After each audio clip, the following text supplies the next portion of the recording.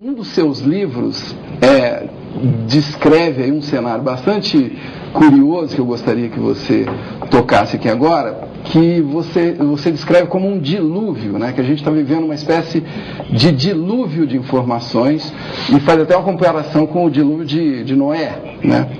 Que resolveu o dilúvio com uma arca, né?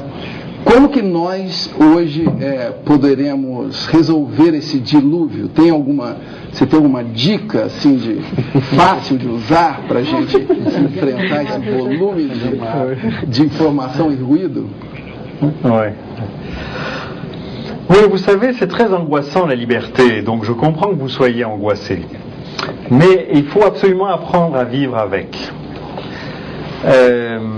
Bon, dans le livre qui s'appelle Cyberculture, je dis, devant le déluge d'informations qui nous submerge, on peut être tenté de dire, bon ben, on va essayer de sauver l'essentiel, comme Noé a mis tous les animaux, un exemplaire de tous les animaux dans l'arche, et au fond, dans l'arche de Noé, il y avait une espèce de résumé de l'ensemble des animaux qui allaient disparaître.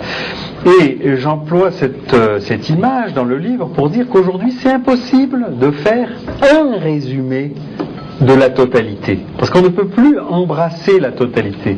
Parce que c'est devenu quelque chose d'infini. Et même si à un moment donné, on pouvait l'encercler, disons, le moment d'après, ça serait déjà quelque chose de différent. Donc, tout ce travail aurait été vain. Alors, ce que je dis, c'est que chaque individu, chaque groupe doit, pour son propre compte, faire nécessairement un filtrage, une organisation, une sélection, une hiérarchisation. Je ne dis pas du tout, c'est fini, il n'y a plus besoin de faire de hiérarchie, de sélection, de filtrage, pas du tout. C'est absolument nécessaire, parce que sans quoi, il nous est impossible de faire du sens avec toutes ces informations, n'est-ce pas? Qu'est-ce que c'est que le sens? C'est des informations mises en ordre d'une certaine manière, et qui dessinent une figure, qui racontent une histoire, n'est-ce pas? Bon, avec la totalité des informations brutes, il n'y a aucune histoire, il n'y a aucune figure, il n'y a pas de sens.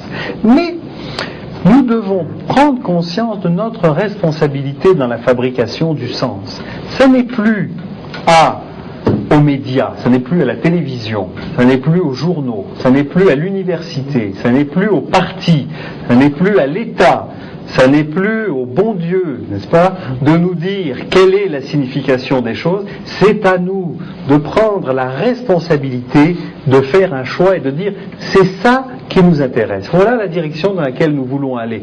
Et de ne pas exiger que tous les autres aillent dans la même direction que nous. C'est notre choix. Nous sommes libres. Mais les autres aussi sont libres, n'est-ce pas? Et ça, c'est très difficile parce que, cette fois-ci, ça dépend de nous de dire le sens. Eh ben oui. Ça dépend de nous, c'est comme ça. Mais vous savez, c'est pas quelque chose qui date de l'Internet, ça. En cet instant même, je peux avoir une infinité de pensées différentes. Pourquoi j'ai cette pensée-là plutôt qu'une autre?